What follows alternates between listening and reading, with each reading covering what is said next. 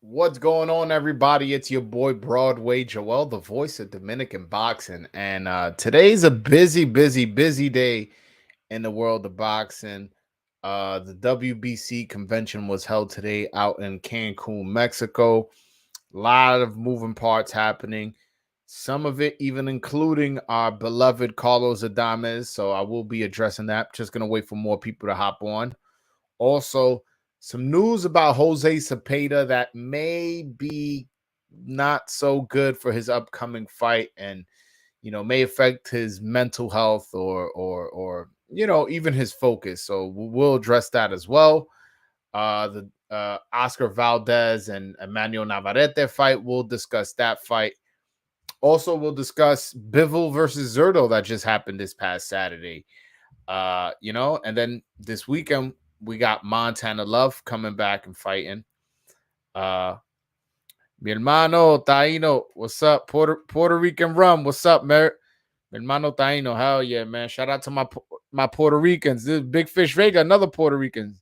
Zepeda's the can man. Anybody can get it. I know you was a big Zepeda fan, but yeah, there's a lot to address. Also, Brian Mendoza say he want anybody at 154 at 160. My man better chill. You better chill with that anybody at 160. You know who at 160? Carlos Adames. Oh, you're not Puerto Rican? I thought you was Puerto Rican. Oh, that Oscar Collazo support you've been given. uh yeah, I'll put the link. I'll put the link in the bio. In the chat in a bit. I just want to cook for a little bit, report the news to everybody, and let you guys know what's going on. And then if you guys want to call in, have a conversation, we could definitely do that.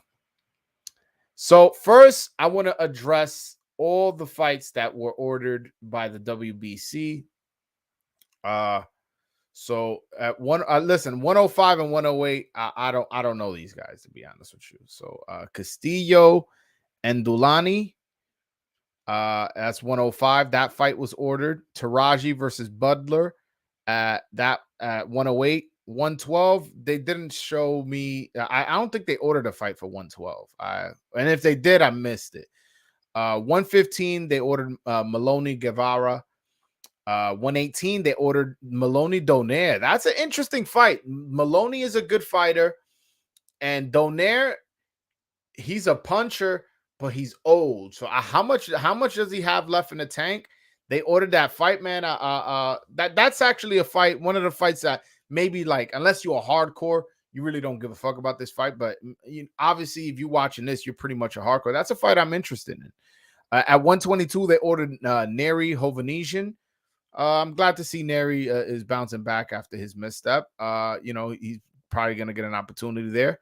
126, they ordered Stephen Fulton versus Figueroa 2 for the vacant WBC belt. That's interesting because currently Fulton is the unified champion with the WBC and WBO at 122. So I don't know if he's moving up to grab a belt and then to move back down and wait for the Inouye fight, or if he's just going to move up and campaign at that fight at that weight if he were to beat Figueroa a second time. At 126, they also ordered Maxayo versus Dog Bay. Interesting, right? 130, they ordered Conceição versus Yakubov. On 135, and I don't think this fight happened, they ordered Stevenson versus Cruz. I don't think that fight happens, to be honest with you. Different sides of the street. I would like it. I would like it for it to happen. That's a good fight, but I don't think that fight happens. At 140, they just ordered that the winner, Zepeda versus Prograis, has to fight Ramirez, but we already knew that. 147, they ordered Errol Spence versus Keith Thurman. Now, the likelihood of this fight happening, I have no idea. But the fact that it was ordered is very interesting because Spence has said that he would never, ever, ever fight Keith Thurman. But now it's your mandatory. Are you going to be a man of your word and say that you're never going to fight him? I don't know. Are you going to vacate? I don't know. But that I found that interesting that was ordered. But then again, as far as him vacating, there's always a way around some shit. So we'll see. We'll see. At 154, they ordered Sebastian Fundora versus Tony Harrison. That's a good fight. Uh, Tony Harrison is somebody who has a lot of skill. Fundora is somebody who is aggressive and is a high volume puncher. And it's interesting to see if Harrison's skill set could last all 12 rounds against a volume puncher, because Harrison, although a skilled fighter, if we're being honest, his flaws have been his gas tank. So now you're fighting a volume puncher in Fundora. That's crazy. At 160, I don't know what happened at 160. 160, y'all know, if you you watch this channel, I talk about Adames a lot. Yeah, this is the voice of Dominican boxing. So he's the WBC interim champion, meaning that he's supposed to be mandated to fight Charlo, or Charlo has to vacate. Carlos Adames went to the WBC convention and requested a voluntary while Charlo figures out what he's going to do. I don't understand that. I really don't. Charlo, if I was the WBC, what they should have done was elevate Carlos Adames to full champion and make Charlo champion in recess or something. Because, he can't hold that belt hostage forever. It's been almost a year and a half since he fought. And Carlos Adames has earned the shot. I don't want to hear nobody in that in that chat right now talk to me about, Carlos Adames needs to do this. Carlos Adames was the underdog against Devin Chaco, beat him, and then fought Montiel for an interim belt. That's just the natural steps to becoming the mandatory. I understand he was the interim champion because Charlo's hurt, but bro, you hurt for a year and a half. How bad is this injury? So I think they should have just made him champion in recess, elevate Adames, and then when Charlo comes back, he'll get a shot. I don't like the fact, I ain't like how they handled that in 160, man. And yeah, y'all can say I'm biased, but so what? I don't give a fuck. Look, I got a shirt that says Dominican Boxing, and I know you want one. They're gonna be for sale. Don't worry, I'm getting the website set up soon. But point is, I ain't like that. Whatever. They also ordered that at 168. Moving on, at 168, they ordered Canelo to fight. The winner of Plant Benavidez. Canelo is never going to fight a mandatory that he don't want to. So unless he wants to fight the winner, that fight's not happening. At cruiserweight, they ordered Makabu versus Mikalayan. And also they ordered Munchu versus Badu Jack. Interesting. And at Bridgerweight, they ordered Babik versus Murray. Don't ask me who those guys are. And at heavyweight, they ordered Deontay Wilder versus Ruiz. I don't know why the name was slipping me. But yeah, like I get now that I got through the whole list, getting back to the Carlos Adames situation. I ain't like that. I ain't like how they did my man. And I don't know why he went over there to request a voluntary. Why wouldn't you go up there to request becoming the mandatory? Oh, I do know Babik. You're right. That's the dude that he said that he wants to get knocked out. He fought Molina, right? Yeah. My bad. It's a lot of boxing to watch, bro. It's hard to remember all these names. But yes, I do know Babik. But anyways, I lost training time. Oh yeah. With Adames, unless your voluntary is Munguia or something, but I don't see. First of all, Munguia has a fight. Is Munguia gonna take that fight? Absolutely not. So yeah, I don't know. I don't know what's gonna go on at 160. I really don't. Did you heard what Kenneth Smith? I'm assuming you meant Kenneth Sims. That's why I said it the way I said it. Kenneth Sims say about Alberto Puello that Puello ducked him. Puello ain't duck him. I mean, shout out to Kenneth Sims who gave me an interview, and Puello ain't duck him. Like, what? No disrespect to Sims. What does Sims bring to the table for Puello to fight him? Puello's trying to, fight somebody like. Listen, put it like matter of fact, I can't talk about it. From what I heard, there was a rumor he was going to fight Gary Antoine Russell. Though I heard that from two legit sources that they were trying to make that fight. And that's a bigger fight than the Kevin Sims fight. And then Tay Jones, shout out to Tay Jones and a few other guys have told me that they're trying to make a fight with him and Rolly. Rolly's a way more popular fighter than Kenneth Sims. Also, Rolly ended up in the WBA rankings in 140 randomly. So a lot of people looking at that as a clue. And like so we'll see. But again, from what I've heard from my sources is Gary Antoine Russell's, but I have heard other legit people who have their own sources that say it's Rolly. So I haven't been able to confirm anything. Again, I'm gonna go by my sources and say that it's Gary Antoine Russell, but I wouldn't be surprised if it's somebody else.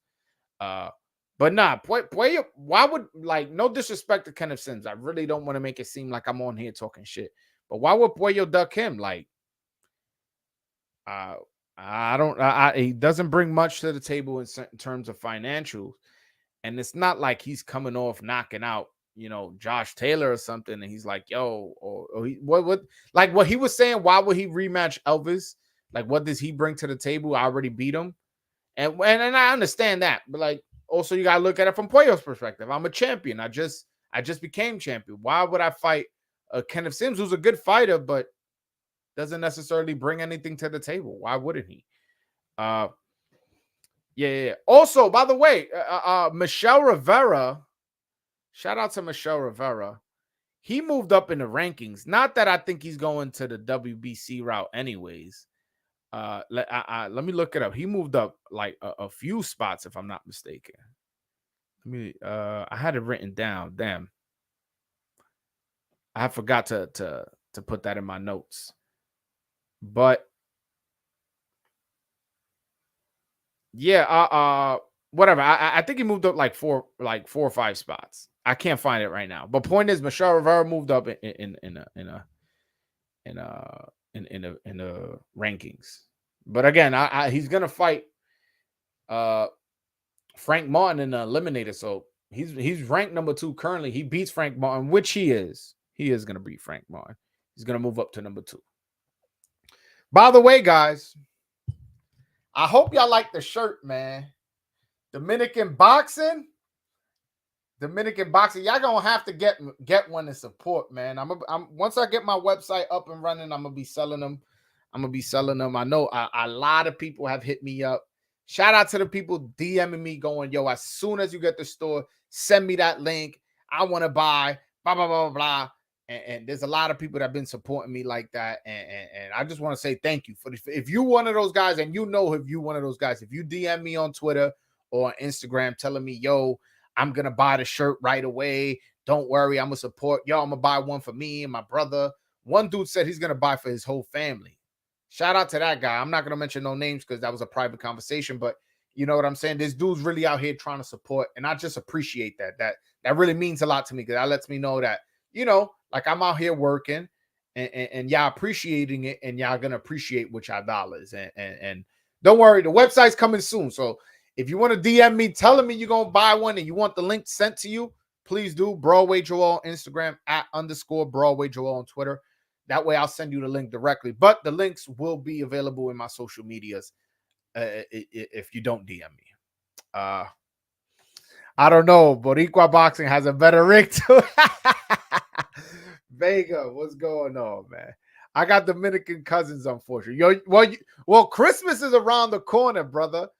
Christmas is around the corner. So if you want to buy your cousins a nice gift, but also support, one of your favorite podcasts, definitely please do buy a couple shirts, buy for your cousins or whatever. I know Vega, you be trolling, but you my man. So shout out to you, man. Francisco de lo mío. I'm buying that shirt ASAP. Have a size small ready. Absolutely, brother. I got all sizes, even if for the big dudes, man. If you're a big dude, I got you. Shakur versus Shakur versus Pitbull. What do you think? I don't think it happens, to be honest with you. I don't think that fight happens. Different sides of the street. Pitbull. I doubt PBC sends Pitbull, one of their known lightweights, in one of the biggest divisions, in one of the biggest divisions, hottest division, excuse me, hottest division. Why are they going to send that to Top Rank to help Shakur's profile? Like, you get what I'm saying? Like you guys got to like break it down. Like, yeah, it was ordered, but you got to remember that this people playing human chess out here. That they going, wait a minute, this is one of our valued opponents. This guy, I can make a fight with him and the winner of Michelle Rivera versus Frank Martin, a rematch with Tank, or I could put him in a hold on one second in a fight with Edwin De Los Santos. I could put him in a fight with who else they got a lightweight.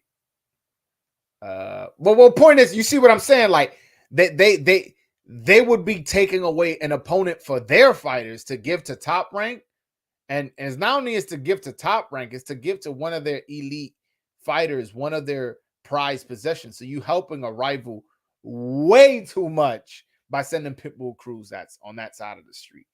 So yeah, man. But like I said, I don't think that fight happens. To answer your question, I'm gonna put the link in the chat. I think I caught you up to. Oh wait, so I ain't even show y'all or tell y'all. Let me before I throw the link. Jose Cepeda, who's fighting, I think in a couple weeks against Regis Prograis, was cited for battery after allegedly punching a man at a gym. So he was arrested this past Tuesday. I'll read a little bit of the article and then I'll have you guys respond. Cops tell TMZ Sport officers were called to the gym in Baldwin Park after a man claimed Jose Cepeda had punched him in the stomach. According to a Baldwin Police Department spokesperson, when officers arrived on the scene, the man told them Cepeda was training in the gym when the fighter unexpectedly hauled off and socked him.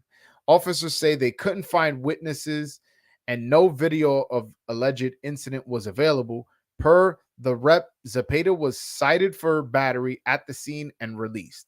As for his fight with Prograis, sources close to Zepeda's tell us the incident will not put the bout in jeopardy. Now, I figured they wouldn't put the bout in jeopardy because if he was to go to court, like the court system is not like super far away, and you know, like when you get arrested, you don't get a court date in a couple weeks. You get arrested, you get a court date in 2-3 months and stuff like that. And you know, and also, and there's ways to delay things like, oh, I'm not ready, I need evidence, I gotta discuss these things with my lawyer. And his fight is in a couple weeks, so I figured the fight wasn't going to be in jeopardy. But what I do find like you know, worrisome is, that could take something out of your mind. Like, damn, man, I gotta find a lawyer, man. And you don't know exactly what happened, why he punched the dude. Maybe he felt disrespected. Maybe this is some street beef. Maybe he can't wait to see him again. Maybe he's scared for retaliation. Maybe he's still angry and still focused on wanting to attack this guy. I don't know where his mental state is. So, you know what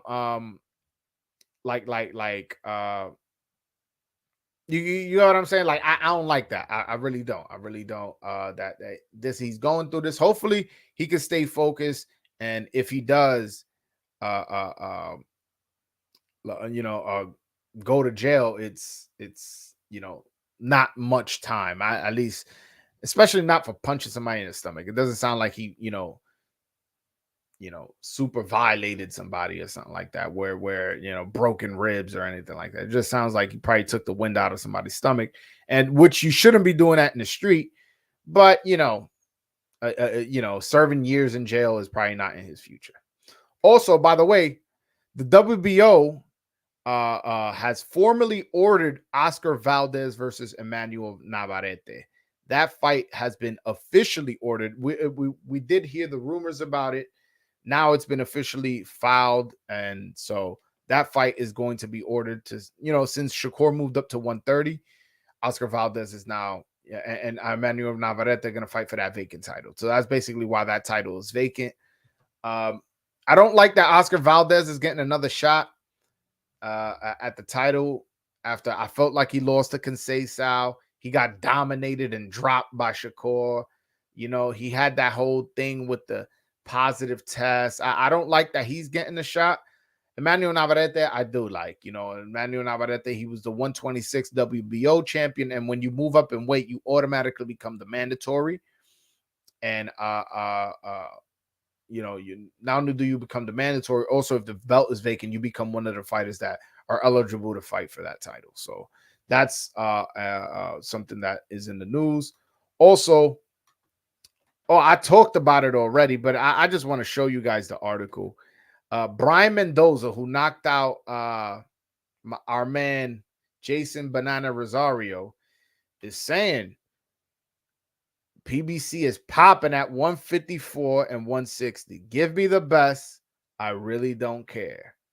My man, you better you better stay away from Carlos Adames. Stay away. Stay very, very far away. Very far away from Carlos Adames. Because yes, you did get the knockout of Jason Rosario, and I definitely was picking Jason Rosario to win by knockout, but I thought Rosario wasn't as washed as he is. He was definitely washed. And what's funny is if he had good punch resistance, I felt like he could have won the fight. He lost the first, I want to say the first 2 rounds clearly. Then the last 2 rounds, he was coming on, and you can tell his punches was bothering Mendoza, and that jab, that power jab, was bothering Mendoza. So I was hoping to see that he could develop a little bit more punch resistance, but he got dropped to the body again after he told me on the live that they worked on that and this and that, and then he gets knocked out in fantastic fashion by an uppercut. I was so hurt by that, man. But hey man, what are you gonna do? What are you gonna do? But all right, guys, I'm gonna put the link in the chat. Anybody who wants to call in, have a conversation with me, or if you just want to ask a question and hop out, whatever you want to do, the link is in the bio. I mean, in the chat. And you guys can click that link, and we can have a conversation. Y'all going back and forth about this Puerto Rican Dominican shit on the chat, man. What's going on, man? Yeah, bugging. Yes, Big Fish, you bugging, saying Puerto Ricans are better than Dominicans right now. Right now, not right now. And historically, yes, but not right now. Not right now. But anyways, again, link is in the chat. Anybody wants to call in, click that link. You already know we can have the conversation and talk some boxing. I talked about it yesterday, but I'm not sure who was on the live yesterday. Zerto versus Bivol. Matter of fact, since I spoke about that yesterday, let me talk about the fights this weekend. Montana Love is going to be fighting this weekend. Who's he fighting? I don't. He's not fighting nobody of note, but he is fighting in his hometown. I wonder if he's a draw in Cleveland, because that's where the fight is. So if he's a draw in Cleveland, that would be dope, because Cleveland I feel like is an untapped market. They produce a lot of fighters. Ohio in general, like I want to say just of recent, like of the last 10 years, they've produced a lot of good fighters, whether it be Broner, Rashi Warren, what's his name? Sean Porter, Montana Love, who we're speaking of. There's a few. I believe Albert Bell's from there. He's fighting Steve Spark. They're fighting for a WBA regional title, so this isn't totally for nothing. He did get knocked out by Tim Tszyu, but that fight was at 154. So, he fought a way bigger guy. And he also suffered a majority decision loss in China in his second pro fight. So he does have 2 losses, but those 2 losses you could kind of explain away. Majority decision in China, in his second pro fight, I could forgive that. Then you get knocked out by Tim Tszyu at 154. I can also forgive that. So, but again, I don't know much about him, but the losses that he has taken don't look too bad. And on the undercard, you got Richardson Hitchens fighting Yormar Alamo, who he fought that other Australian. He's from Puerto Rico, but he fought an Australian on that undercard. Liam Paro, there you go. He fought. So he's 21-1, and that one loss was to Liam Paro. And this is for an IBF regional title. So it's funny how Richardson Hitchens leaves Mayweather Promotions and right away gets into a fight where he's, in the regional title fight. Raymond Ford, who I like a lot. I'm not sure how you guys feel about him. Raymond Ford is on that undercard. Khalil Cole is on that. Khalil Cole's fighting the guy who's 5-0. Khalil Cole's 3-0-1, but he's fighting the guy who's 5-0, and Bradley Olmeida. This is a decent card. They're not fighting bums. They definitely not. Big Fish Vega, what's going on, bro? Hey, can you hear me? Yeah, I can hear you, man. What's going on, man? Right. You got my people in the chat, man. What's up with you, all this Dominican hate? I wasn't. All I was saying, I saw them calling you a hater. What's up? You hate Dominicans? What's up with you? I mean, does it seem like why am I on Dominican channel if I hate Dominicans? I don't even know why they said that. All I said was Puello. I know it gives me a little noise. Like, yo, I didn't even say anything. I just felt that Puello. I feel like he loses against a Rolly or a what's the other dude's name? Gary Antoine Russell. I didn't say Puello's shit or Dominicans suck. Dominicans are hot right now. I mean, thinking that Rolly beats him, that's a ridiculous take. I'll be honest with you. So I can see why they felt that way. Rolly, bro. I don't think it's ridiculous. Rolly gets taken to school. Yo, Rolly's not that good, bro. I don't think he's that good either, but I just think with his physicality and just his aggressiveness and how hard he hits, bro. I just think he'll wear Puello out. I mean, he couldn't wear out Jackson Mariñez. My server's going out because we got a hurricane coming up. Yeah, it went out a little bit, but I heard everything you said. Can you hear me? But yeah, I can hear you. But you said that it's fit. You don't hear me? Yeah. Like I don't know if you heard what I said. So there's a hurricane, so my service might go in and out. Yeah, but you saying that Rolly's this big puncher, he's physical. First of all, he's moving up in weight. He's moving up in weight, so that physicality shit, that goes out the weight. It goes out the, he just fought Akhmadov. I guarantee you, Rolly's not more physical than Akhmadov. And then not only that, he fought Jackson Mariñez, and he lost that fight. I don't give a fuck what nobody tells me. He lost that fight. And Jackson Mariñez, shout out to my Dominican brother, he's not as good as Puello. You get what I'm saying? So I don't know what. Yo, you got mad background noise, man. How, what, where, when do you think that Rolly beats Puello? That's a ridiculous take, bro. Yo, what's going on, Juan? Man, come on, man. Who's that brother that just came there talking about Rolly, man? I don't know. Listen, anytime Rolly has stepped up and fought a level fighter with a heartbeat competition, he's lost. He lost to Javante, he lost to Mariñez. We got to stop talking about Rolly until he beats somebody formidable. He hasn't done that yet. No, and then his reason is, yo, Rolly's physical. Yo, bro, did you see the Akhmadov fight?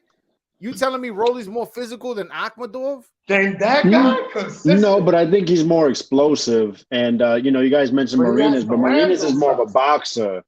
So is Puello. Puello's a boxer. I don't think he's really a boxer. He's more of a boxer puncher, but I wouldn't classify him as a boxer that's gonna use his length. Use his feet. I can already tell you haven't seen enough Puello. Puello's a Maybe boxer, that's what bro. it is. The only reason he fought like that with Akhmadov is because Akhmadov was putting it on him, was putting the pressure on him, he made it a fight. So he's like, fuck it, I have to brawl with him.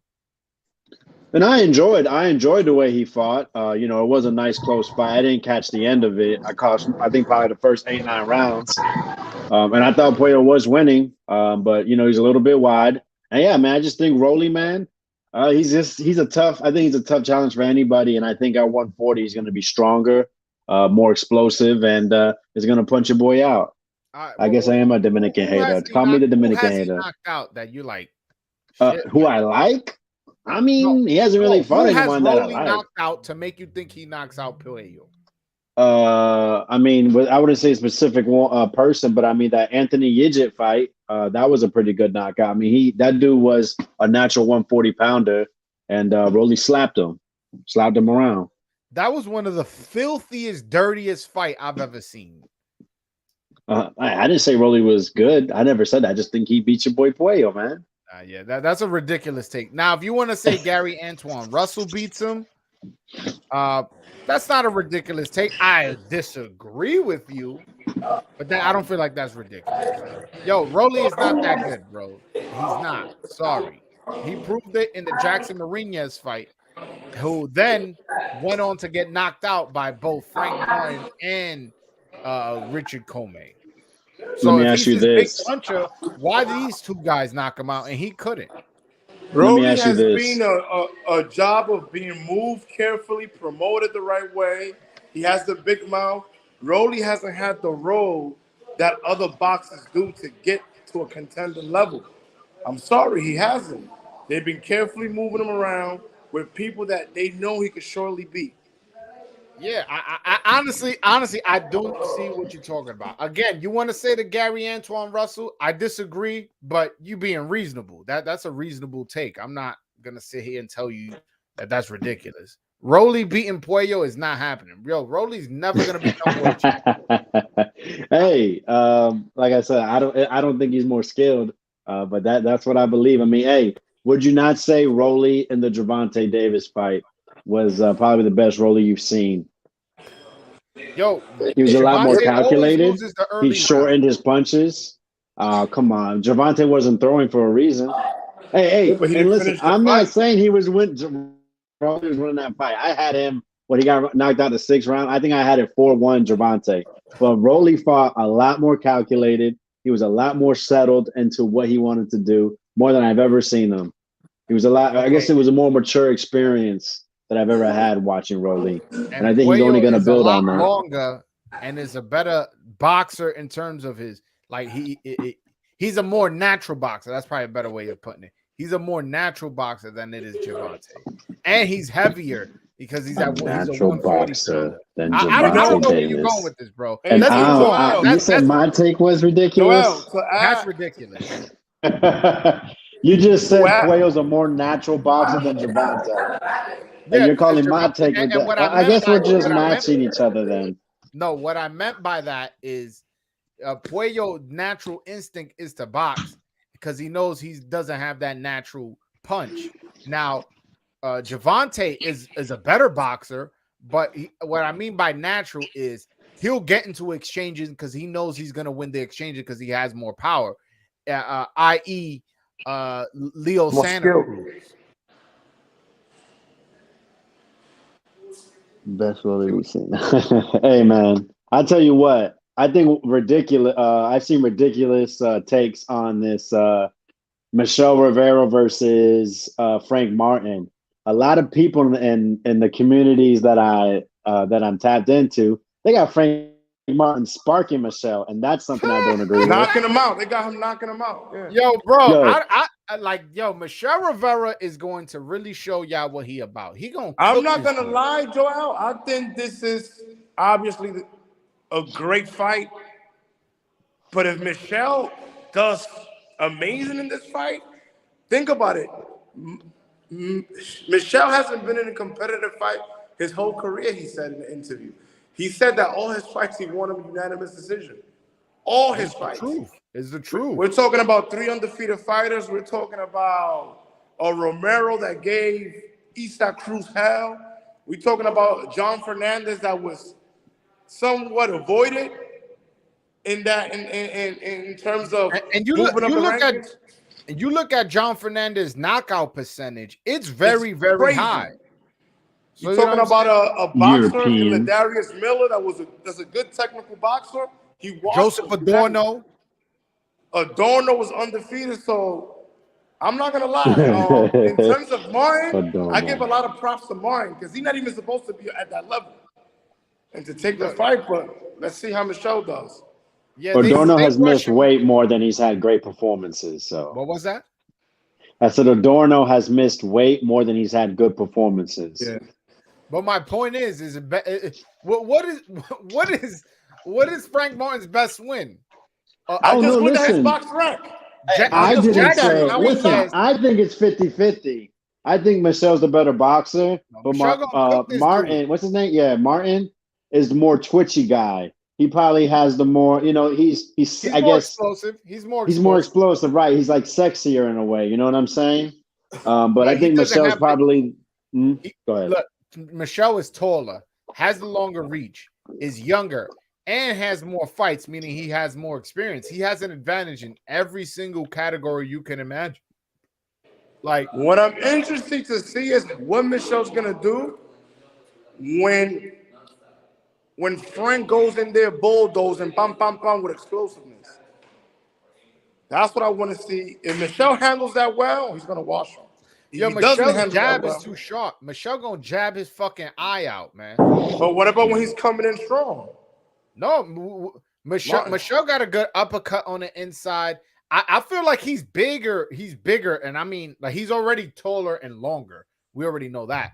I feel like he's bigger than Frank. Frank looked frail to me, man. Like, I don't know. I feel like Michelle on the inside is gonna be able to push him around. And he pushes off good, if you notice too with Michelle.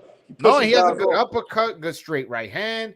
I just think Frank, a lot of times you see him fight. And by the way, I'm not saying Frank is a bad fighter, but a lot of times he took a boxing late and he's 27, 28. You can see him thinking in the ring. Michelle looks like he's just going through the motions. He's a lot smoother. Hey, Joe, I looked at his box rec. I couldn't believe it. Frank Martin, I couldn't believe what I saw. Yeah, his best win is either Jackson Mariñez, who took the fight on 9 days' notice, or Duno, who fucking what's his name? Ryan Garcia smoked in 1 round. You get what I'm saying? Like, what are we doing? I was at that Duno fight. I was there live. The Ryan one or the Frank Martin one? For the Duno Martin, yeah, man. And you know what's funny is the one thing I noticed about Frank Martin is he doesn't like for you to push his pace. He wants to take his time, be calculated. You know, he likes to fight at a slow pace, and because he's so quick and explosive, it works for him. And that Duno fight, he did he washed Duno at the end, but Duno was timing him. Duno was countering him. But then Martin started countering him, and then obviously got him out in that 4th round. But yeah, I think Michelle Rivera is the better boxer. I think more he has the more experience. I'm leaning towards your boy Michelle, but I just think it's funny. I'm hearing a lot of people thinking Frank Martin is going to take care of Rivera, and I think it's more of his camp, his coach. You know, being a PBC fighter that's starting to have that push. You know, I think he was the headline on the prelims on the 1st of January. That was the Ortiz Charles Martin fight. Yeah. I'm not gonna lie, brother, and I'm guilty as well. For a long time, I used to be a fanboy until I started really looking at people's box recs and looking at the opponents that were fighting. And I'm like, yo, they're bringing in people to practically just look good against. And they're brushing these guys. They're brushing these guys down our throats so we can like them. But go ahead, my bad. Go ahead. But they haven't really been pushed. Yeah, the reason they rushing Frank is because of his age. Although he's technically still a prospect and his resume is god awful. But it's god awful for a person his age, but not for a prospect for the amount of fights he has. That's probably a better way to say it. But they're rushing him, throwing him in against a fight with Michelle, where to be honest, I see Michelle cooking this dude. Yeah. They're throwing him in because they're like, yo, this dude is 27, 28. Like, he's going to have to get a title shot soon. Let's see.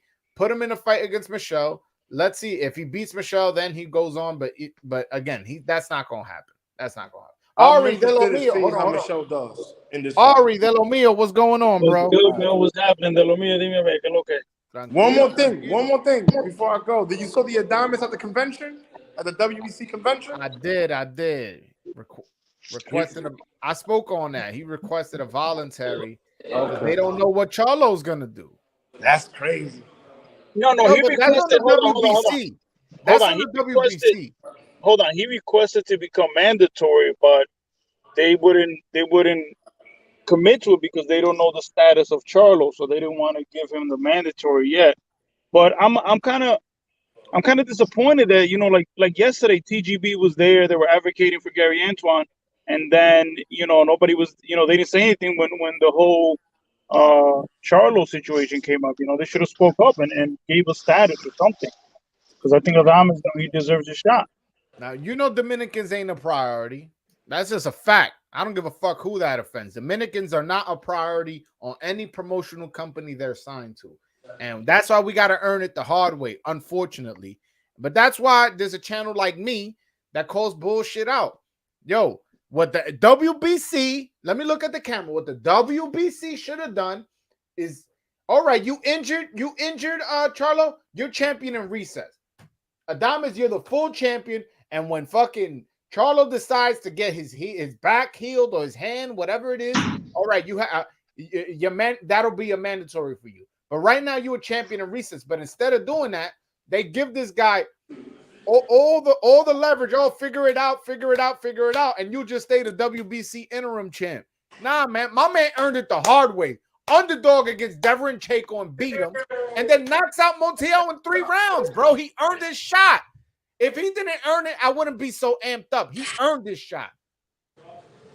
I don't remember the last time Charlo was in a competitive fight. But I'm happy. Listen, I'm happy that Adames made the trip to Mexico. I'm glad that he spoke up for himself, and he told them, I earned it. I deserve my shot. So I do like that. Really quick, I wanted to talk about.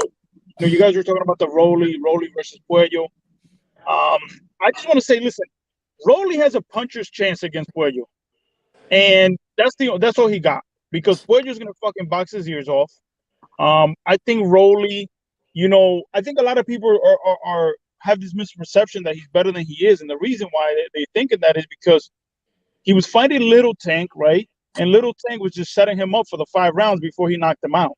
So people have this false impression that Rolly was doing good in that fight. He was just being set up for that counter left, which all is exactly, day. You know what I'm saying? So you're moving up to 140. Okay, that's fine. You'll be stronger there. And listen, Rolly's a strong fucking kid, right? And he does have power. But somebody like Puello that can box, that can move, it's just gonna stick and move, and he's gonna box Rolly's head off. I personally don't think Rolly even deserves a shot at that belt. You know what I'm saying? Like, he doesn't deserve, because he just got knocked out. How you get knocked out at 135 and then move up and get a title shot? You get what I'm saying? Yeah, man. Like, but listen, again, if it's gonna get Puello a bigger payday, I'm cool with it. Let him box fucking Rolly's head off for a bigger payday. That's cool. And then the other fight you guys were talking about, Martin versus Rivera. I like that fight. A lot of people underestimated Michelle Rivera. And I think it's gonna be. I think Martin's gonna get his head boxed off too. I think Michelle Rivera's jab is very sharp. He's very disciplined behind the jab. He has power to keep Martin off of him. And we saw Marinez was giving Martin problems in the earlier rounds in the first half of the fight. You know what I'm saying? So, is Martin a good fighter? Yes, I think he's a very good fighter. Obviously, he started boxing late. He's very talented. He has, natural talented abilities. I like him. I think he's a good fighter. But, for them, I think they made a mistake agreeing. I think they made a mistake putting him in there with Michelle Rivera. I think Michelle Rivera is going to show everybody why he fucking deserves a tank fight or a bigger fight. Yeah, so Michelle's gonna cook this dude. I'm telling you, Michelle's gonna cook this dude. He's gonna box his ears off, and it's gonna be a nice day in Minnesota. I might have to make that trip as media. I might have to go over there and cover the event. Get a nice little press pass. I might have to be there live for that. They don't even have the tickets up for that fight. I was looking for. Oh, you trying to go, Juan? Man, listen, that's a big fight. That's the main event. I might go with you, bro. All right, cool. Something that we're thinking about a little second. I was tweeting back and forth with OVJ, and we were thinking like, yo, Kenneth Sims is going to be on that card, right? Yeah, and Kenneth Sims, I think the opponent that they might have for him, they probably have announced is probably Lee. Brandon Lee. Yeah, I saw that. Think about it. Who else at 140? That's within that time frame, that will be a good opponent. I think that's a good fight. I think if we get Brandon Lee versus Kenneth Sims, I think that's a good fight. By the way, if anybody missing out, Kenneth Sims said on his Instagram that he's going to be fighting December 17th on that card. So if he's going to be fighting on that card, I wish it was against Elvis. But Brandon Lee's not a bad opponent, and Brandon a better what I mean by he's not a bad opponent, like as far as like, okay, you want to earn your shot, beat this prospect a lot of people are high on. I'm particularly not that high on Brandon Lee. I do think his power is legit.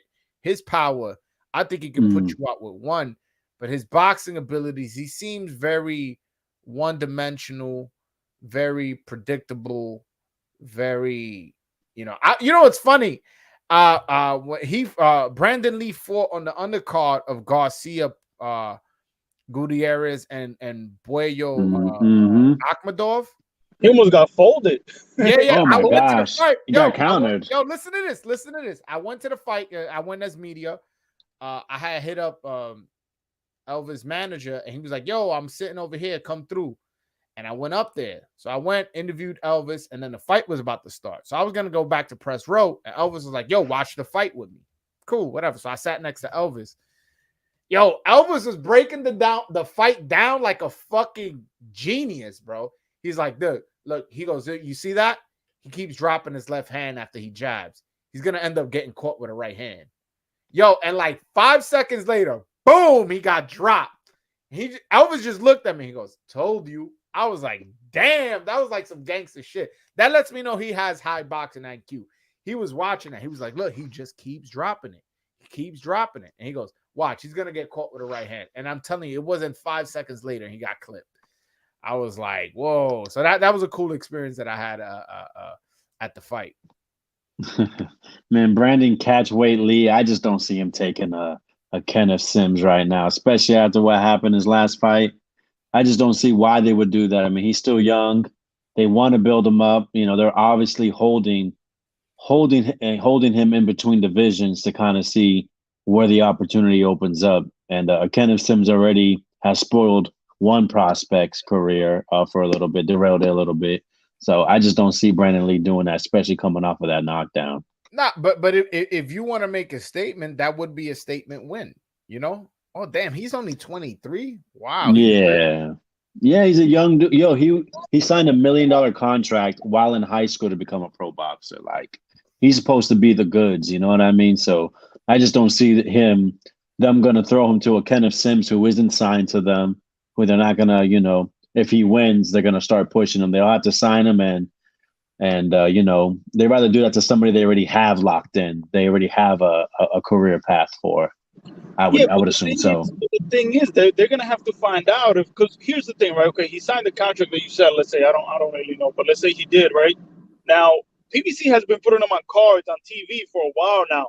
They're going to find out if he's a goods or not, and I think Kenneth Sims is a perfect opponent to find out if you're as good as your potential say you are. You know what I'm saying? So I think Kenneth Sims is a good opponent. And it'll be a good fight. I think that's a good fight. No, I mean, I agree with what you say, but I think they would rather feed him to somebody they already have under contract. They've already been building up than do it to an outside person that they may want to sign. You got Kenneth Sims on the card. Like, who are you going to put him up against? Like a bum or something? Because I'm looking at 140, and there's not much. Like as far as on the PBC side, like there's not many options. He's not going to fight Gary Antoine Russell. That fight I can't see happening. No, because Gary Antoine would have been the headliner. They're not gonna put. No, exactly. That's why I said he's not gonna fight Puello. The fight would have been announced. Like it's November 9th. Like the fight is this December 17th. That fight would have been announced for a championship fight, and that also more likely would be the headliner because it's a championship fight in Minnesota. Who else? Sergey Lipinets. Oh, he just fought. I mean, he fought in August. He fought in August. Oh, okay. Well, that'd be depend on him. I mean, where is he from? He's from Kazakhstan, right? Kazakhstan. Oh, okay. I just want to make sure he wasn't in the, Oh, not like one of Yeah. those I mean, listen, Russian countries. it's just coming off Yeah. of 2 losses, right? 2 knockout losses. What about Akhmadov? That Ahmedov just fight Puello? Yeah, but That'll be a quick that was turnaround. in August. That'll be a quick turnaround. In August? That's 4 months. I mean, it's I just think maybe they're trying Sims out and seeing what they can if they No, see but the thing a is, you gotta path have with an him. opponent for him. You can't just, I'm trying him out and I'm gonna give him a guy who's 12-11. You know what I'm saying? I mean, we've seen it before. Not on Showtime. Showtime don't really do that. ESPN gives you If they're gonna put him on that card, on Showtime, they're definitely gonna put him against somebody they want to highlight. And I think that's the person, probably Brandon Lee. To be honest, somebody around Brandon Lee's caliber. Or But we Sergey don't know for Lipinets sure or he's gonna be Akhmadov. on the televised. Maybe it could be Rancis. How about that? Rancis just I had hope not. an early stoppage. So they might say, "Hey, we're going to give you an opportunity, and we're going to try out with Kenneth Sims." Kenneth Sims. That could be a possibility. Let me see who they can move up from 135. A lot of times they'll do that. No, they do that a lot. So, and by they, I mean everybody. I'm not singling out PBC. I don't want nobody to be like, "Oh, I'm hating" or some shit. I'm just saying that's not out of the realm of possibility. No, I was just looking at 135, and nothing really stuck out. Nothing stands out. Unless they want to bring your boy back, Edwin De Los Santos. De Los Santos ain't fighting that fucking guy. Nah, De Los Santos is staying at 135. No, De Los Santos just moved up from 130, bro. You want to move him up another weight class? De Los Santos, man. I was thinking about him today, matter of fact. I'm like, I can't wait till he gets his opportunity because De Los Santos, man, is one of the nastiest punches, man. Like his power is legit. And I definitely want more people to see more of him. And I wish he could fight a little bit more often. I wish he could fight 3-4 times a year. He's an exciting fighter. That fight against Rayo really, really got me hyped on him. Oh my God, let me tell you, I am not a fan of Rayo. And when he did that, I was so happy. And the only fight I saw of De Los Santos before was his decision victory. And it's like you said, I mean, that fight went to decision, but he beat dude down. And apologies for cutting you off, brother. Go ahead. No, it's all good. No, a fight that I like for De Los Santos. Let's say they don't make the Pitbull Cruz fight, right? Because that'll be I think that's a great fight. Oh yeah, that's a great fight. But if De Los Santos doesn't get Pitbull, if Pitbull doesn't take that fight, fucking put De Los Santos up there with Mares, with a veteran, former champion. You trying to see Mares die, bro? No, hear me out. Look, no. You trying to advocate a murder, bro? No, hear me out for a second. Right? When we spoke to Espinoza on Chicken Talk, Espinoza was like, "Yeah, we're very, very excited about him. We're looking forward to bringing him back." And the way that he just completely destroyed Valenzuela, he's going to pretty much replace Valenzuela in terms of, the powers that be that were behind Valenzuela. They're like, wait a minute, this kid is fucking exciting. He got power. He's, whatever. Why not put him against Mares? Mares is a veteran. Mares probably going to want another fight. And, he's known by the Mexican fan base. Why not? Let him send Mares into retirement. Yo, bro, he would hurt Mares really, really bad. I don't want to see that fight, bro. He probably will, but but if Mares is gonna, I don't know. We'll see. But listen, I like the Pitbull fight. Pitbull fights De Los Santos. I like that fight too. Yeah, that's a good fight, man. And I hope that one happens because Pitbull is somebody who comes straight, likes to brawl, likes to come forward. And when you come forward towards the power, you only increasing it. And from what I heard and seen, matter of fact, De Los Santos's power is fucking real. So if you rushing in, trying to make it a brawl and trying to exchange, you're gonna get the shorter end of the stick. And also, De Los Santos can box. I know we saw him going brawling all out with Rayo, but the guy got good footwork. He has a really good jab, and he knows how to box. It just Rayo was trying to make it a brawl, so he made it for him. You know, I like to say, a Rayo lo rayaron right there. Kaká, de un cacazo. He got him the fuck up out of there, bro. Referee was like, bro, I don't want them to embarrass you. He was holding his face like, I don't want them to. Yo, he really put hands on Rayo. And if you realize, Rayo has not once requested a rematch, inquired about it, called his promoter, got on Instagram. No, he was like, I'm gonna leave that guy alone. I think if they walking across each other on the sidewalk, fucking Rayo across the street. Like, he really got hands put on. He really got those hands put on him, man. Let me ask you, what do you think about Johnny Beck? Because he has a fight coming up. Yeah. Oh, good thing you brought that up. I'll be honest, I'm not too familiar with his opponent. I'll be honest with you. But Janibek, the thing is with Janibek is I've seen good things from him, but the only opponent I've known before he fought him was Endam, and Endam was holding and doing all this and not really there to like fight. And he's a washed up fighter, so I really couldn't make a proper assessment of who Janibek is. But my friend Ezra from the Ezra podcast, shout out to him. He's the one who gave me the nickname Voice of Dominican Boxing. He tells me that Janibek is the best middleweight in his opinion. That's what his eyes tell him. He's a former professional fighter himself. I don't particularly agree. I think the best is Carlos Adames. And I know that the common thought is that it's Charlo, but Charlo's been inactive for so long, I can't include him. And you know what I'm saying? I don't. And the rumor is that he's moving up anyway, so I'm not including him. So to me, Carlos Adames is the best middleweight. But Janibek, again, I just have to see him against somebody who I know. I have to see him against a Munguia, Adames, a Triple G, even a fucking Gabe Rosado, or Daniel Jacobs if he can make the weight. Some of those guys before I can make a proper assessment as to who he is. Well, not Daniel Jacobs. Daniel Jacobs is washed up. But go ahead, my bad. What do you think about him, Big Fish? Man, let me tell you, when I first started hearing about him, I was just thinking, just because he's from the same country as Triple G, that they were giving him a push. But I watched that Rob Brandt fight. I watched the Endam.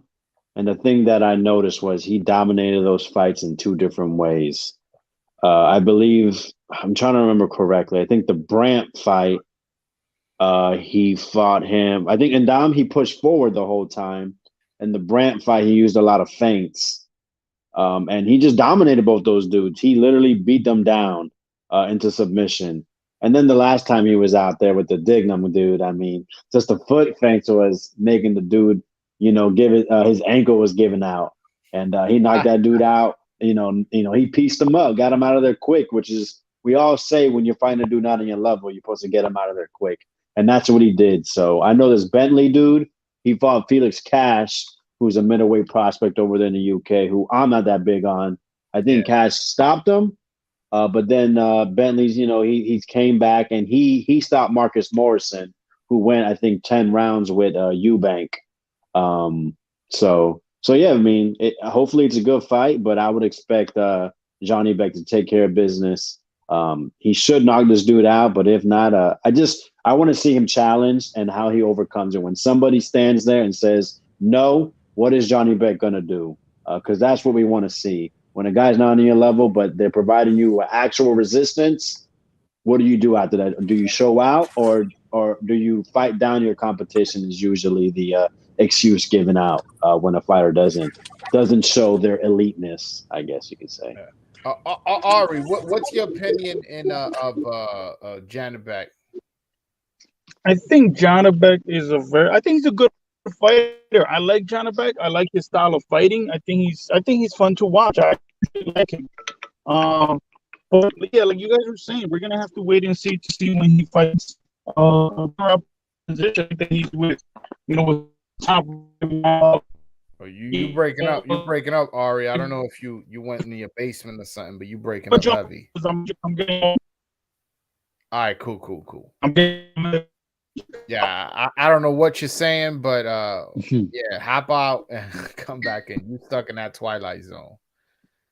But yeah, I don't know what to make of him. But I will say this: on the undercard of that fight is Raymond Murataya. That is my favorite lightweight prospect right now. He trains with Robert Garcia. Are either you guys familiar with him? Juan, what's you his familiar name? with Raymond Murataya?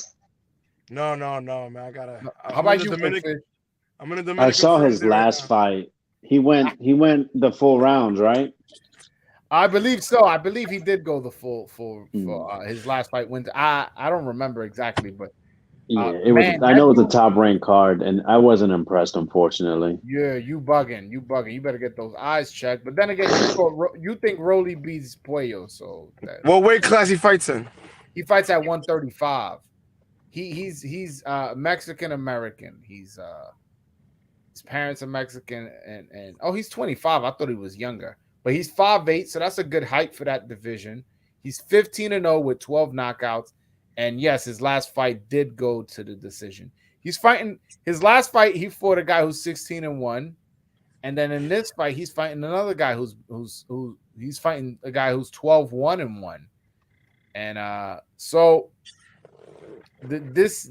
I listen. This is an A++ prospect to me. Hey, Joel. What's up? I'm sorry that I'm changing the topic real quick. Yeah. But I heard someone say in an interview, you think Charlo's really hurt? Let Canelo call him for a fight real quick. When I heard that, I was like, wow, it's strategies that people use when they don't want to take certain fights in boxing. And I'm like, wow, I never thought about that. Never dawned on me that. I'm not gonna accuse nobody of faking an injury unless I have a sources telling me that. But that's funny. Like, oh right, if Canelo goes, yo, I want Charlo next. Are you still injured? Boy, you'll be ready. That dude he'll pass his fucking physical with flying colors all of a sudden. Hey, Joe, I want to ask you somewhat of a rhetorical question. If you PBC, if you one of these management companies, right?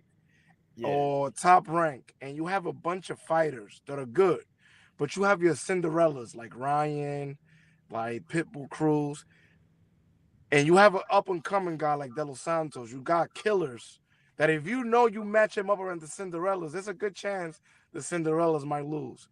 Do you lose as a promoter, as a network, if you put these guys against these other guys, and now you have another fighter that just beat your Cinderella? Now you have another fighter that just beat a guy and took all his fan base. Now you got more guys to promote. So I don't understand how that's a bad thing when you match them up. The thing is with this new generation after Mayweather, that O is so valued. Yo, you know when I talk about Adames on Twitter, people still bring up him losing to Patrick Teixeira. Yo, bro, like I talk about Elvis. I talk about Elvis. Oh, he lost to Kenneth Sims. Okay, a great fighter. All right, Kenneth Sims a good fighter. In boxing, you're gonna lose. Fucking Bernard Hopkins lost his pro debut. You get what I'm saying? Like, have these guys fight each other, man. That's the only way they're gonna lose. But that's the thing. Now, since the O is so valued, people are now careful to match a guy like De Los Santos against I can't think of a prospect right now. Think about it. Like, who's Pitbull gonna fight next? Think about it. You're gonna pick man has options. Another 40-year-old. Yo, you see Pitbull's name is connected to everybody, man. I told you before, man, Pitbull, that's the style everybody loves to see. Oh, for loss, he got that though, brother. He got that. He got all this fame off for loss, man. Is that crazy? Not of a convincing win, knockout, boom. He got that shit off for loss, my brother. And let De Los Santos rush De Los Santos like that. Oh. Dos Santos will break his fucking jaw. I guarantee you that. And but think about what you guys were just talking about with the losses. But you see, it matters who you match up with and who you lose to. If Isaac Cruz can lose to a lot of guys that can box, he probably could lose to Michelle Rivera. But losing to Tank or losing to Rivera, if he fought Rivera 2 fights before and lost to him, he doesn't get that Tank shot. He doesn't get this fame. Where now everybody wants to see him knock out a 39-year-old Gamboa. Yo, that was a that crime. Was murder. That was murder. Bro. That was a crime that fight got sanctioned, bro. I don't understand why they keep trotting out fucking Gamboa's corpse out there, man. 3 losses in a row, and then you pick a Gamboa. That's criminal. You saw what you said about Mares? Like, I was salivating for my guy, De Los Santos, because I know he'll get a lot of fame, but you're looking at the humanity behind that. Like, seriously? Yeah, bro. Like I like boxing. I like the fighters. I support the fighters, even if that's gonna favor my fighter in De Los Santos. Y'all know I'm the voice of Dominican boxing. Why would I want to see fucking De Los Santos knock his eye out? You know what I'm saying? And then all of a sudden, I don't give a fuck about his health, even though I knew it was a mismatch. I'm not that much of a savage of a fan. Maybe you guys are, and I don't mean you. I mean in general. Maybe you guys are. True. I salivated a little because I thought about my guy, but it's true. It's criminal. Yo, it's criminal, bro. You got De Los Santos is 22 years old, bro. This is a puppy. You get what I'm saying? Marvin just came off of cornea surgery. Eye surgery, and then he had a draw with a featherweight, and you're gonna throw him in with a vicious puncher? Come on, man. Tank talking about fighting that guy? Come on, Tank is not gonna fight. Listen, don't listen to that rumor. Don't listen to that rumor. That rumor is not true. I can confirm that rumor is not true. Okay, I wanted to ask you something. They confirmed it themselves. I keep hearing Pitbull for De Los Santos. Why I keep hearing that? What's going on? I don't know. Maybe not. I have, I can't talk on situations like that. But okay. That would be a nice fight. Put it like this. That's the fight I want for De Los Santos because you heard some names in the background that you said you can't expose, so it's cool. Yeah. Let's say De Los Santos and Pitbull are gonna fight. I think Vegas is stupid enough to make him an underdog. I think that I will put my pay, man. I'll put my life savings on that one. For real. I'm a bet big. I'm a bet big on De Los Santos because I know for a fact he knocks him out. And you cannot rush a puncher like that. You're gonna get clipped. De Los Santos got a potential of losing too because people got bang on him as well. Put him in there. Let's make another star. Now PBC has more stars. Well, it's not just that too. It's also because of how small and compact he is. It's just an angle of a punch. Where the punch is coming, it's difficult to prepare for and to see. You can say, well, he's little. You can see down on him. But if you're not used to seeing that, especially De Los Santos being, I mean, come on, man. Isaac Cruz is the height of these minimum weights. To try to get sparring a guy that's going to fight like that and have the impact of those punches, it'll be difficult. But De Los Santos can crack. It's obvious. Like I said, the decision when I saw, I mean, he had that dude fucked up. So I think that's style-wise, that's one of the best fights you can make around that. You know what's crazy, Joel? If all these top-notch guys don't want to fight the big dogs, let's make these good fights of these guys that's coming up. Because a lot of people on YouTube were excited about Michelle and Martin. A lot of people were excited about that. Obviously not the casuals, but the fans like us that keep up with the fight game. So let's keep making these fights, man, and make other stars if these guys don't want to take the fights they're supposed to take, man. De Los Santos record is 15-1 with 14 knockouts. That's crazy, bro. That power is legit. And he's 23.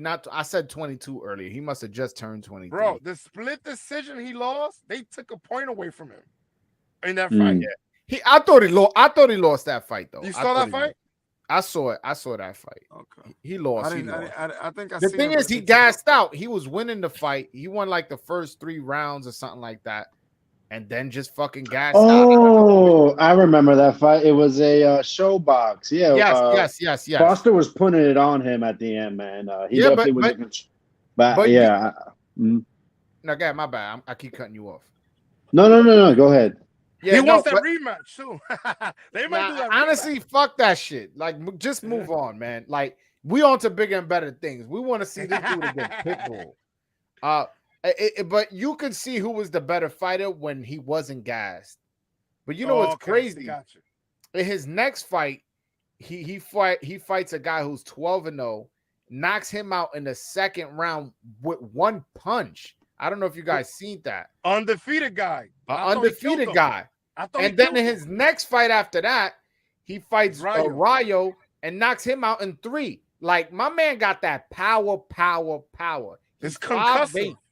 He's 5'8", so he has a good height for the weight. He has good speed. I've seen him box before. I know a lot of you guys probably just looking at him as a puncher. The guy got good feet. The only thing is in question is he can move his head. Yeah, he has good footwork. The only thing is in question is his gas tank. But again, honestly, I think if what's his name, Cruz goes in there like, I'm gonna brawl, he's gonna get clipped and dropped and knocked out. I'll be honest. Man, I'm just excited. Rayo 2.0, then, huh? Yeah, that's exactly what I'm saying. Rayo thought, because that's what Rayo was doing. Rayo was smacking dudes up, just coming in, rushing in. I was telling everybody on my channel and on these Twitter spaces that Los Santos is gonna knock this motherfucker out. People calling me drunk, people telling me I'm stupid, people telling me I don't know what the fuck I'm talking about, and then boom, knocked them out in 3 rounds. It's gonna be exciting what's about to happen in boxing when Haney moves up, and let's say all those belts get dispersed, and we get some great wins at 135, because the belts are tied up right now, unfortunately, you know. Well, we in good. The Dominicans, they in good position because it looks like. Well, it doesn't look like Edwin de los Santos is going the WBC route, and Michelle Rivera is going the WBA route. So we could have 2 champions in the same weight class. You know what I'm saying? Then just mandate Shakur and Cruz. Cruz ain't taking that fight. No, it's not about who's taking the fight. The fight's not happening for promotional reasons. Yeah. Yeah, like why would PBC send one of their biggest stars to fucking Top Rank to build one of their stars? That makes no sense. But isn't Pitbull with Sean Gibbons? I mean, Gibbons has worked with Top Rank before. Yeah, but I don't think is he contractually stuck with Showtime? That's what I want to know. Because these guys don't fight. He's not, but he don't want to burn that bridge of potentially getting a Tank rematch. And if he goes over and loses to Shakur, he loses that opportunity. Bob does you dirty, from what I heard. See what I'm saying? Yeah. Like you got to remember this. Yeah, boxing, you're right. It's like fucking chess, man. You got to have a political science degree. If Michelle washes Martin, can they deny him that opportunity? It's gonna be criminal. It's gonna be criminal if they don't. That's why I want the Tank Ryan fight to happen now.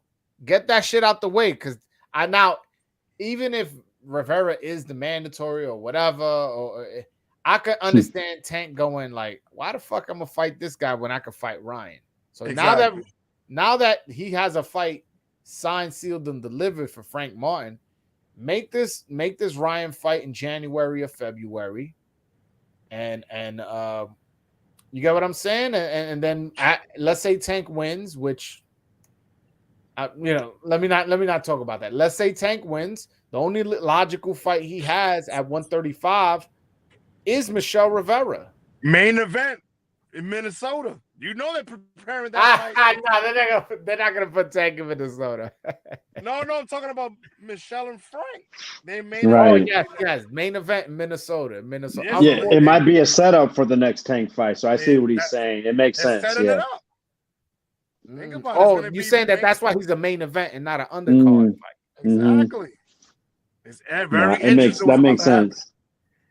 Very. I'm telling you, they're trying to build Frank Martin into a star, man. They really, like I said, he headlined the prelims before a pay-per-view card.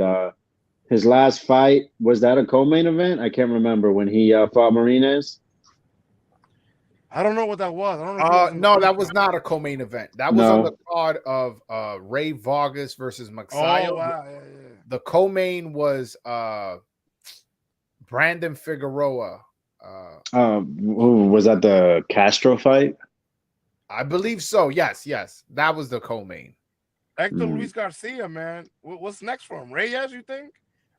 Nah, is gonna who? You mean Ray Vargas? Nah, it's not Ray gonna Vargas, be Ray. Ray Vargas is gonna fight Oshaki Foster for the vacant WBC title.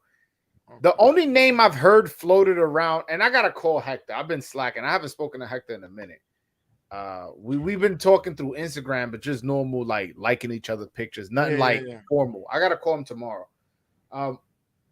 The only name I've heard floated around for him is Lamont Roach, who's ranked number 1 in the WBA at 130. So I don't even know who that is. Lamont Roach from DC. He just smacked a dude on the Golden Boy card. Yes. He boxed the crap out of him.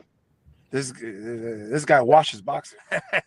Yeah, man. That's yo. I don't know if you heard what Michelle just did the other day.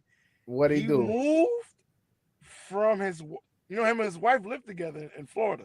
Of course. He literally grabbed all his shit and moved to the gym, bro, just for this fight. I was like, this guy is. When he first moved to this country, there's a story. Matter of fact, everybody who's listening right now, listen how dedicated this young man is. When he first moved to this country, he didn't have enough money for an apartment. He lived in the gym for 2 years. 2 years he lived in the gym in a fucking box. Probably, fucking using gloves for pillows or some shit like that. I just found that out the other day, man. I'm like, wow, lived 2 years in the gym up until he got his money game up and got an apartment for him and his girl. So shout out to Michelle Rivera, who really put in the work and sacrificed a lot. Can you imagine living in a stinking ass gym where people bleeding, nosebleeds, and fucking, sweating and spit buckets all around, and that's disgusting. And he was doing that because he had a dream. That's how I know he's dedicated. That's how I know he wants this shit. And he did it again just because he got this fight and he knows. Yeah, meaning the fighting on TV and all these interviews have not gotten to his head. He wants to accomplish. He wants to be as ready as possible, man. So I'm a big fan of Michelle Rivera. I don't know if you noticed something he said about Jason Rosario. He said, because he came up with Jason in the same gym. He said, man, when Jason got that big win, a lot of things started changing around him. The girls, opportunity. He said, everything doesn't seem good. And we all know that wasn't the same Rosario that fought Williams at 154.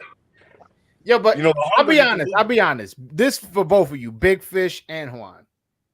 Yo, Dominican chicks are bad. Can you blame them, though? Can you blame them? Yo, hold on. You become unified champion, and you go back to DR with all the bad chicks. They want you. You don't got. Usually, you gotta go spit your game. No, they want you. Can you blame them? I know you probably thinking, I will be dedicated. I will be a straight and hell yeah, that's true. Yeah, it's easy to say when you don't got it, but when you got these bad bitches all on you. I went with my wife down there, bro, and I was you had sunglasses on, bro. I couldn't believe 11 years I didn't go, and I'm like, oh my god, all the ugly Dominican girls are in the States. Over there, everyone is bad down there. It's crazy, bro. And they look at you with your wife, and they know you travel. They know you American. They don't care about that shit. They saw me with my wife and still was like, it's game time. It's dangerous. Now imagine if you was world champion down there. Yeah, we all. You see what I'm saying? Like Big Fish. I'll throw the mic to you. I know it's not right to do, but can you understand falling off the wheel in that scenario I just played out? The level of commitment, yeah.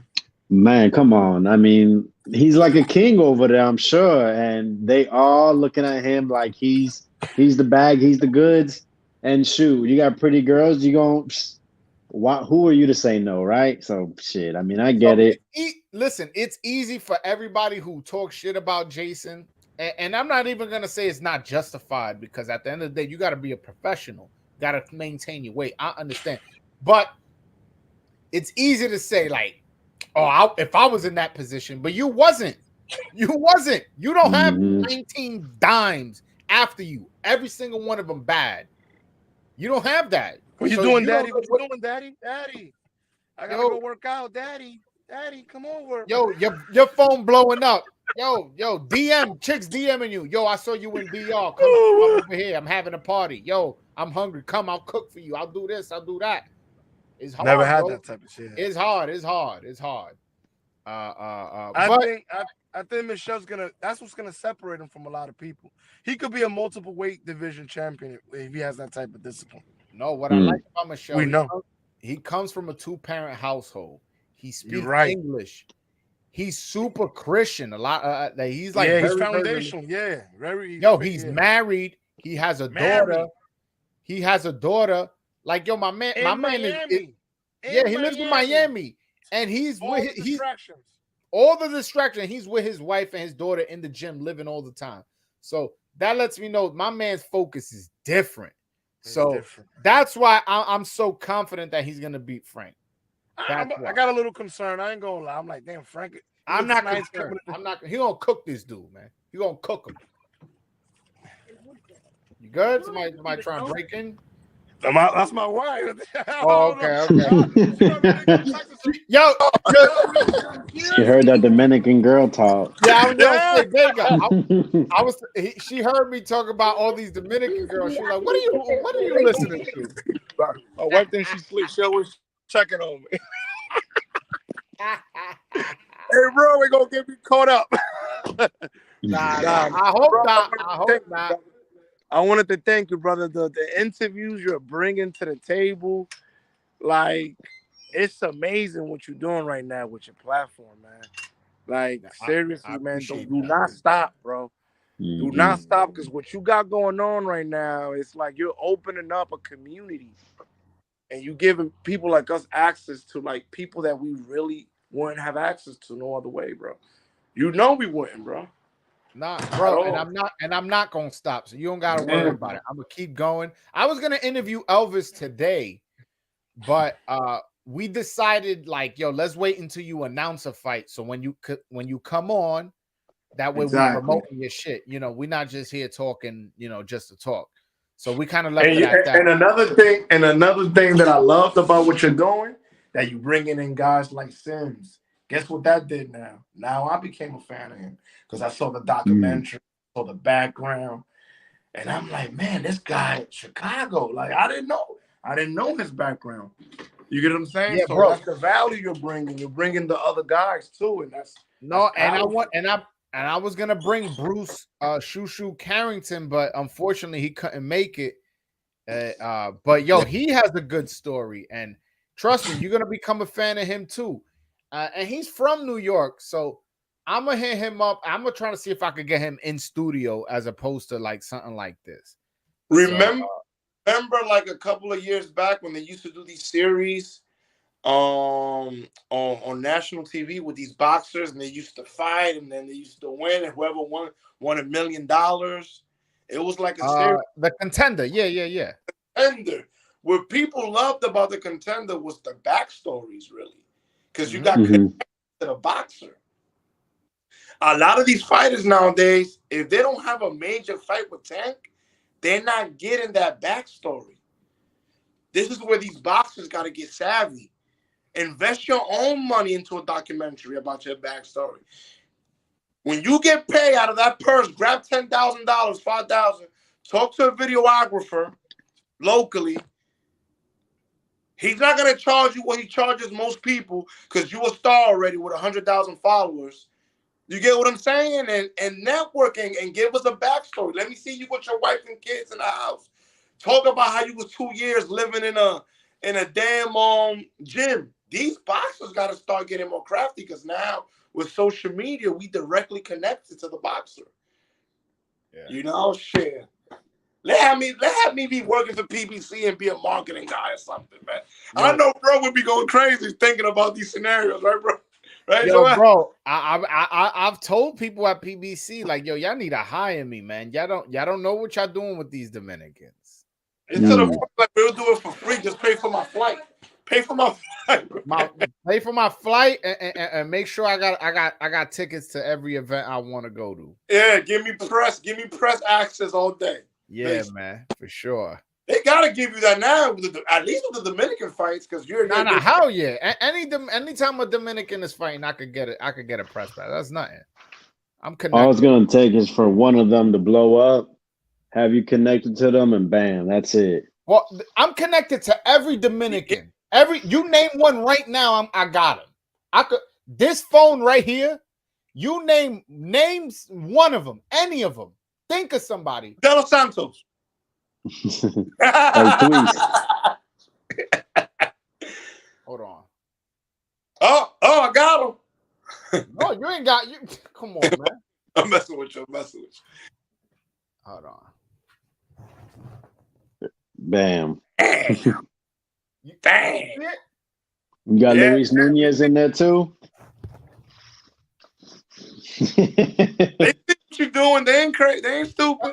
Look at the top number and then the bottom number. Wait, hold on. No, I keep it real with you. I can't see.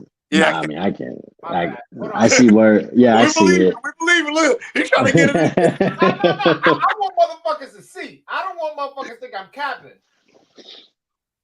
Yeah, because I know Samson, man. He's real I'm high on my phone. I can't tweets. see it. I gotta see it on the big screen on my laptop. Whatever. Point is, the top name. Damn, man. Nah, y'all need to see this shit. Fuck that shit. I think it's the light. The light is shining too bright. Nah, you good, man. We see the name. Me? We believe you, bro. No, we don't believe you, man. You need more people. Oh, yeah. A little closer. There we go. Oh, Nunez, Garcia. We see it. Yeah. So you see what I'm saying? You see what I'm saying? I'm really connected. This motherfuckers that they yap. I could call. I can make a. Hold on, I'm gonna let you know, bro. Listen, whenever you need your chauffeur, I got government plates on my car. I got a big SUV. Wherever we need to take you and the fighters, you got me. You already know I'm law enforcement. We good to go. They ain't stopping us. You got a chauffeur wherever you need to go, and you got the tool and everything. You got the ain't nobody fucking with us. Well, you got security, bro. There you go. So that's my point. I know I'm connected. So any of the guys, listen. And by the way, I had you pick random names, right? I ain't tell Juan, yo, say De Los Santos, right? And then you got the 2-for-1 special. My man asked for Luis Nunez. I showed him. I showed him Luis Nunez and they were right there. Yeah, the spot. They were both right there. So I got all these dudes' numbers. I'm connected. So when any of these dudes blow, all I got to do is, yo, I know you fucking selling 1 million pay-per-views, but I need you on the show tonight.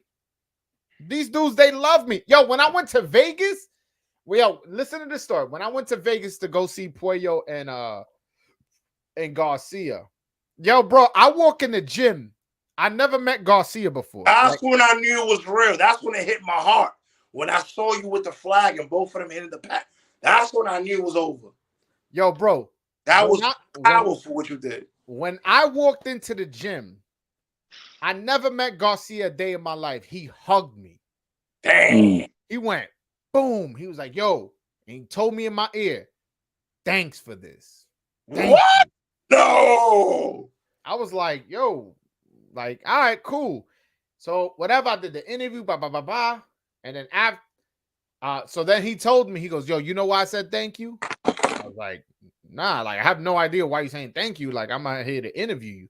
He goes, yo, bro, there's nobody out there supporting Dominican boxing. And you out here, you came out here from New York to Vegas to interview me. He goes, yo, no Dominican media is out here supporting me like that. And you came all the way from New York just to see me. And he's like, yo, I just want to say thank you for that. I was like, yo, like I mean something to these people, man. Hey, what's the other brother's name? Big Fish Vega. You Big call him Fish. Vega.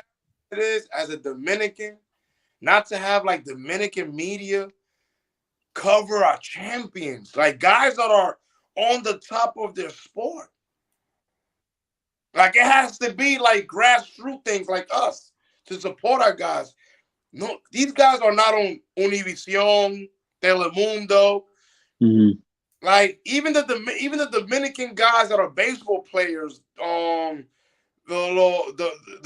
urban movement with the rappers. None of these guys is like supporting guys that are putting their life on the line, man. And it's like it's a little sad to see that, man. I'm not gonna lie. That's what's up. That Garcia show you that love, man. That big fight, that's real. Yo, that was. I wasn't even expecting that. I was not even expecting. I was just like, I'm thinking I'm going over there to do an interview, just like like every other journalist does. But it was like it really meant something to him. And then when I went, so then I'll go to his fight in Florida. So I flew from New York to Florida to go cover his fight. And what's dope is I remember how I mentioned I went to I saw the Brandon Lee fight with Elvis. Mm-hmm. So on my way back down, the next fight after the Brandon Lee fight was Hector Luis Garcia versus Roger Gutierrez. So I'm making my way back to press row, and I just see Hector. He looks laser focused. He just look mean. And I just looked at him, but I'm not gonna say nothing. That's his walkout entrance. I don't want to distract him. You was there? You was part of the press? No, because so I was like to get to press row. I had to go where he had to walk out to get to the ring. Okay, so you was right there. So I'm walking this way. Garcia's walking this way. He's zoned in. I'm not gonna say nothing again. I don't want to fuck up his zone. He stops. And he goes, "Yo, Dominicano," because he didn't remember my name at the time. Now he knows my name. He goes, "Dominicano." I looked at him. I was like, "What's up?" And he stopped and he gave me with his glove. He gave me a fist. And I was like, "Good luck out there." And then Bob Santos was like, "Oh, shit." And then the security guard was like, "Oh, like you got to go." Because I had seen Bob Santos in Vegas. They was like, "Yo, we got to go. We got to go." And they pushed him out. And then boom. And then he won his world title. So I'm like, yo, this shit was like a movie to me, man. Like, yo, right before he went out, I gave him the fist bump. And it was his left hand too. Caught it, didn't you? Huh? That's one of those moments you wish somebody caught it. Hell yeah. But whatever. It lives in my mind, and that's all that's important. But point is, I say all that to say this. I realized when he gave me that hug that, yo, these dudes, they look at me as somebody really, really important to them. They you know what I'm saying? They look at me like, damn, we have a home. Yeah, like if any, like hypothetically speaking, one of these dudes had a controversy, whatever, they got arrested or whatever the fuck, and they wanted to come on the show to explain what happened, like they're gonna feel comfortable coming on my show. You get what I'm saying? And if there's something they want me to say, like, yo, I don't want to say it, but yo, this and this is happening to me. They could text me, and they know I'm not scared of nobody.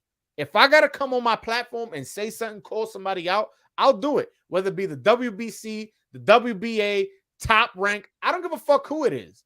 Whoever it is, I'll call them out. I mean, if it's going to cost me a press pass in the future, good. Whatever. I don't care. I'm a real dude, and they love that about me. And that's why that's the kind of relationship we've built, where they look at me like, I'm media, obviously, and I'm interviewing, and I'm gonna ask the tough questions. You guys been on my channel. I've asked Jason Rosario why he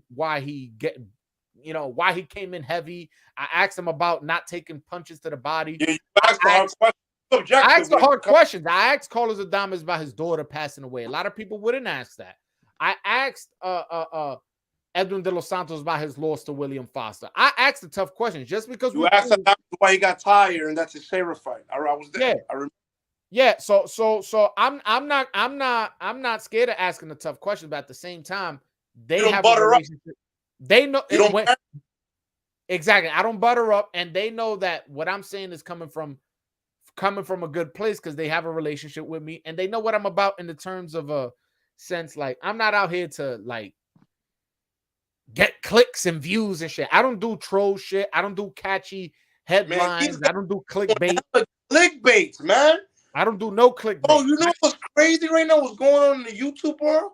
These people rely so much on the money from YouTube that they just want you to go in there for a few seconds just off the shit that they put. And it's getting on my nerves now. Because you think it's real news they're about to give you, and it's just to get you in there, bro. Yeah. That's ridiculous, man. Hopefully we don't lose Broadway to that.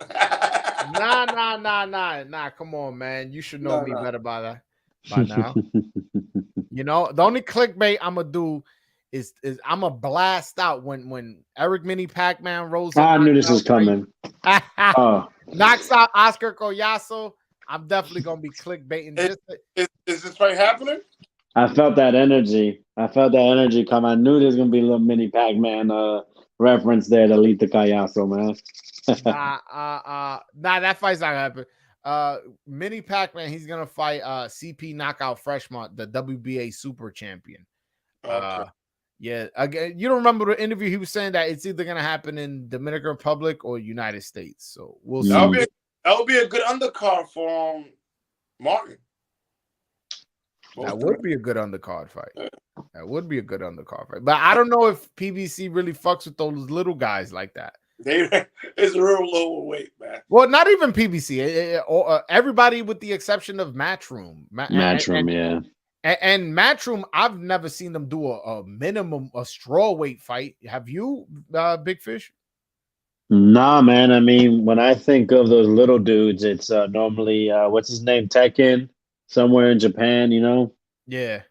Well, Thailand is really the spot that they do the minimum weight, though.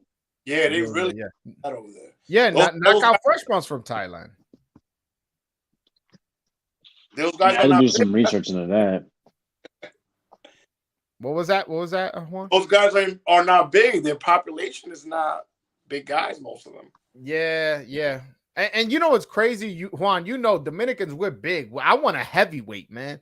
Unfortunately, we had big dudes play baseball, right? Well, I seen Arias is rated as a bridger weight. I mean, the thing is, I mean, he should fight at bridger weight because he's not beating these fucking big ass dudes. Know what I'm saying? These dudes are huge. What do you know about Carlos Gomez and this 14 enterprise that we promote? I see that they promote boxing a lot in the boxing. I don't know, but I do know that Carlos Gomez supports Dominican boxing heavy. He's one of the few baseball players that do. Yeah, they had this.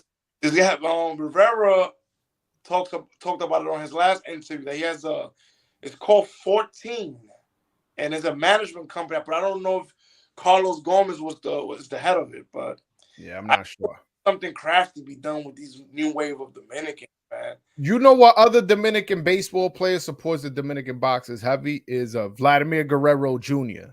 Oh yeah. Yeah, Vladimir Guerrero Jr. and Carlos Gomez. Those are the two Dominican baseball players that like support. And we have so many guys that have so many, like we have stars in baseball. I'm talking about guys with 10 million followers, 5, 6. Yo, bro, if A-Rod, Big Papa Ortiz, or all these guys, Pedro Martinez was to really put De Los Santos and Michelle Rivera under their wing, and Carlos Adames and Elvis Rodriguez and Alberto Pollo, just promote them a little bit on their page. All PBCs have to put a couple of dollars of marketing and say, listen, the top 10 Dominican boxers here, I'm gonna pay you $4,000 or $5,000 for a story or post this and that. They just gotta get crafty, man, because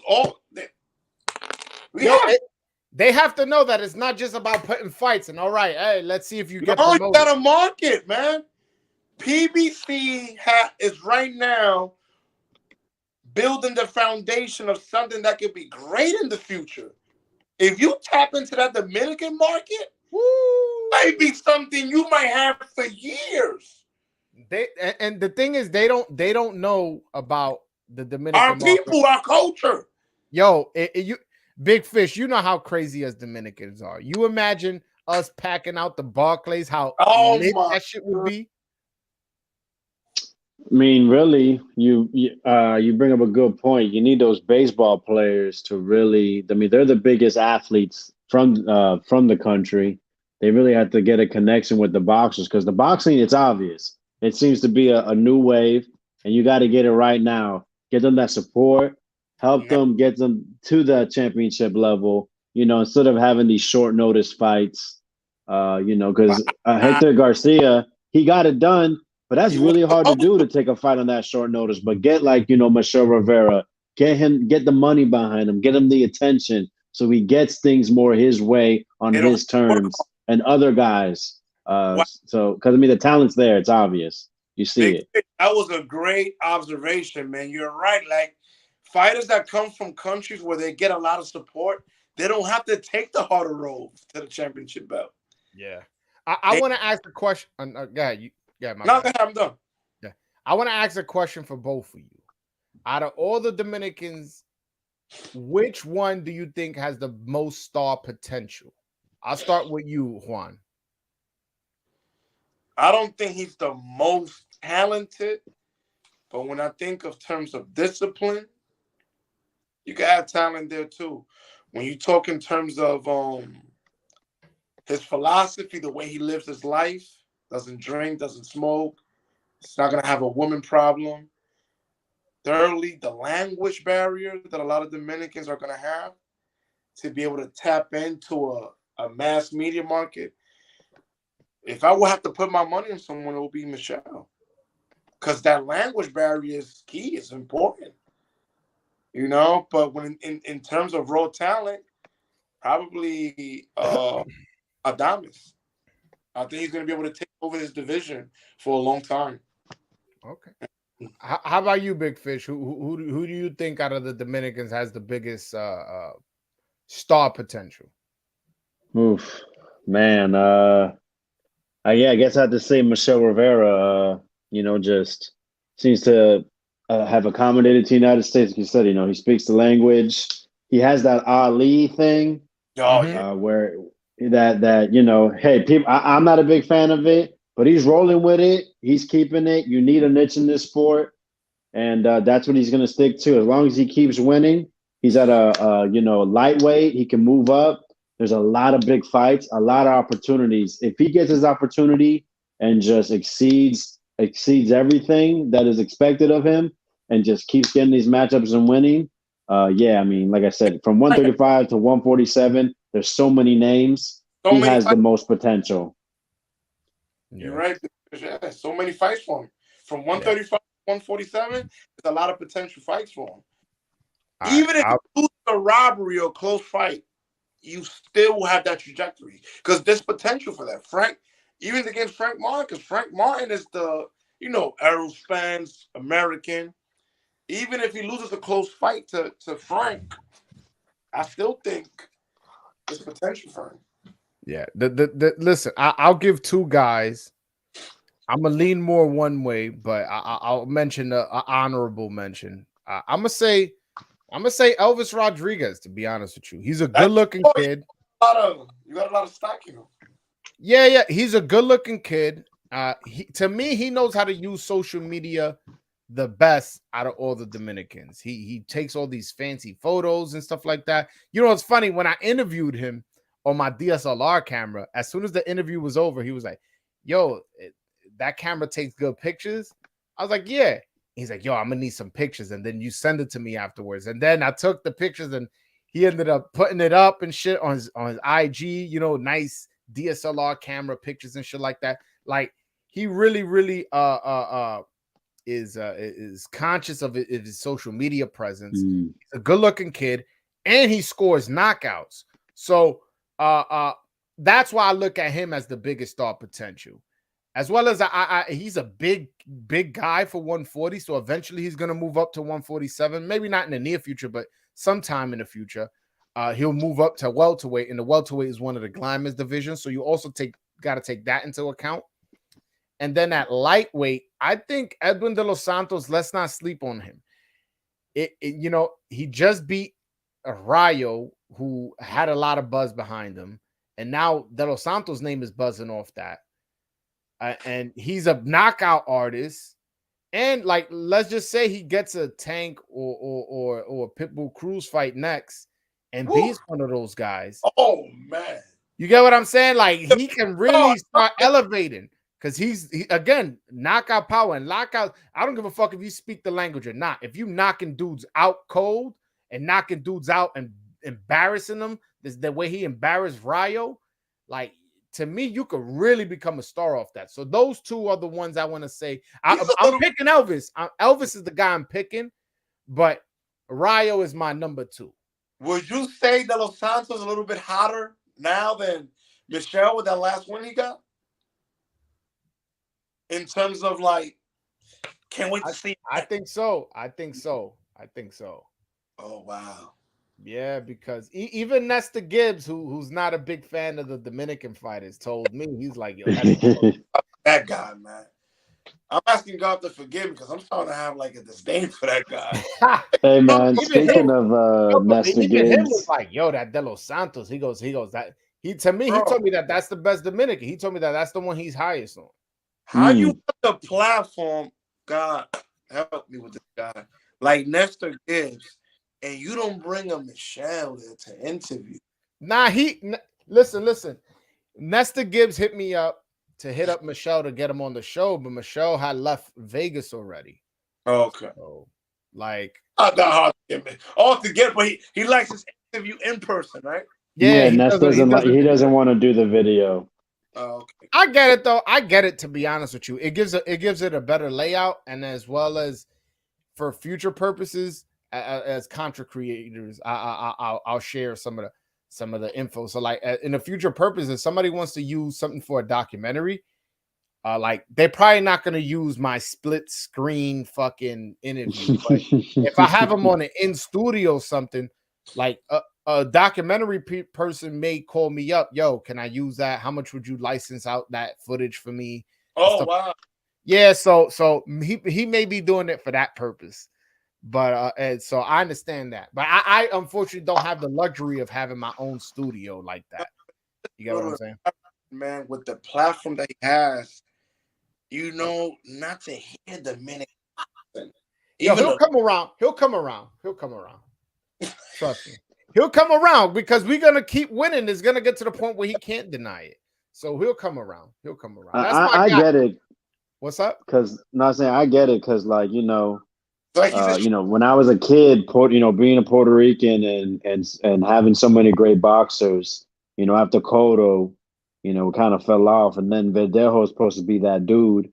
Ever since then, bro, like, I haven't invested in anybody. Like, never been a Berlanga fan, and now I feel like I'm certified in that with his recent showings. I'm not a Sabril Matias fan. Xander Zayas, I'm holding off on. That's the one I'm keeping my eye on. But like, I haven't watched these two guys that are fighting on the Montana Love card, Christian Tapia, and who's the other dude, Yomar, whatever. I've never seen them.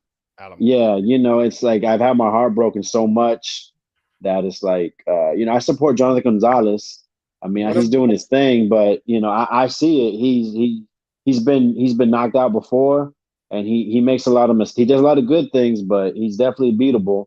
Oscar Callazo is the other dude I keep an eye on. I like a lot of what he does. I see a couple of holes, but I know with the more experience that he'll be better. But it's like, man, to be fully invested, it's tough because once you go hard, once it happens, you go hard and you get invested, and then your emotions get tied to it because you take so much pride to say, like, y'all share the same flag. So I can understand why he's not trying to get so invested right now. Great observation, brother. Yeah, because I'm not gonna. I was hurt when Jason Rosario lost to Charlo, man. I brought my whole family here, man. I had a cookout and everything, and I was like, I thought I wasn't gonna sleep that night, man. So I gotta be careful with myself and my heart. And you know what sucks about that fight is people were like, yeah, he got dropped. He got dropped like 3 times. But he put in all the moments. Yo, bro, he had his moments. Yo, Charlo was not comfortable in there at all. So it was very weird. Like, I'm standing there like, why? Get up, man. What you do? If he had better punch resistance, oh man, he would have beat Charlo that day. Of course. Had better punch resistance.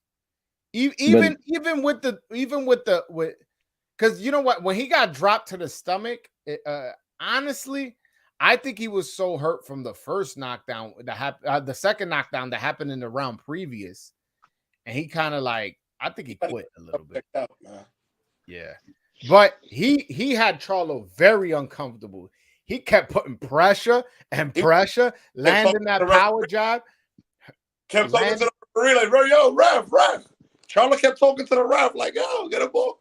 Charlo was uncomfortable, but again, he just no resistance. The stomach. I don't know what happened with him. Yeah. But yo, guys, I appreciate you guys hopping on and talking with me. I had a lot of fun. It was a bit different, more just conversation as opposed to talking about boxing just straight out. I appreciate everybody in the chat. Hit that like and subscribe button if you haven't already.